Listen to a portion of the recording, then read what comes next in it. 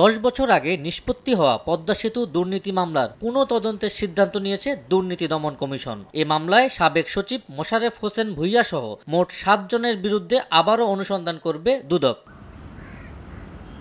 পদ্মা বহুমুখী সেতু প্রকল্পের কার্যাদেশ পাইয়ে দেয়া ও ঘুষ লেনদেনের অভিযোগে 2012 সালের 17 ডিসেম্বর রাজধানীর বনানী থানায় মামলা করে দুদক। 2 বছর পর তথ্য প্রমাণ না পাওয়ায় মামলাটির চূড়ান্ত প্রতিবেদন দাখিল করা হয়েছিল।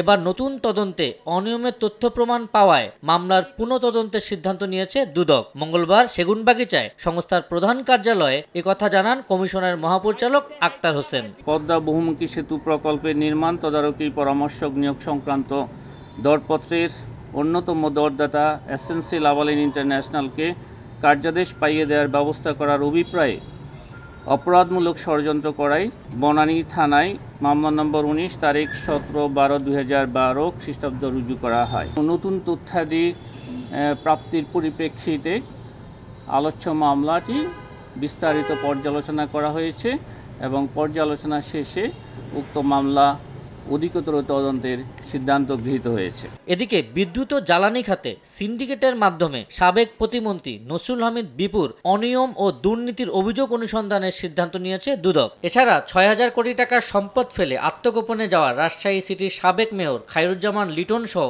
8 জনের বিরুদ্ধে অনুসন্ধান করবে সংস্থাটি। জনাব নসরুল হামিদ বিপু, সাবেক প্রতিমন্ত্রী, বিদ্যুৎ জ্বালানি ও খনিজ সম্পদ মন্ত্রণালয় এবং অন্যান্যের বিরুদ্ধে সিন্ডিকেটের মাধ্যমে বিদ্যুৎ খাতে অনিয়ম ও দুর্নীতির অভিযোগে অনুসন্ধানের সিদ্ধান্ত গৃহীত হয়েছে। জনাব AHM খায়রুজ্জামান লিটন 6,000 কোটি টাকার সম্পদ ফেলে আত্মগোপনে যাওয়ার অভিযোগে অনুসন্ধানের সিদ্ধান্ত গৃহীত হয়েছে। বিমানবন্দরের উন্নয়ন প্রকল্পের নামে হাজার হাজার কোটি টাকা লুটপাটের অভিযোগে সাবেক প্রধানমন্ত্রীর সামরিক উপদেষ্টা তারিক আহমেদ সিদ্দিকী, সাবেক সচিব মহিবুল হক, মফিদুর রহমান সহ 8 জনের বিরুদ্ধে অনুসন্ধানের সিদ্ধান্ত নিয়েছে দুদক। এদিকে ডায়মন্ড ওয়ার্ল্ডের মালিক দিলীপ কুমার আগারওয়ালের বিরুদ্ধেও দুদকের অনুসন্ধান শুরু হবে বলে জানান এই মহাপরিচালক।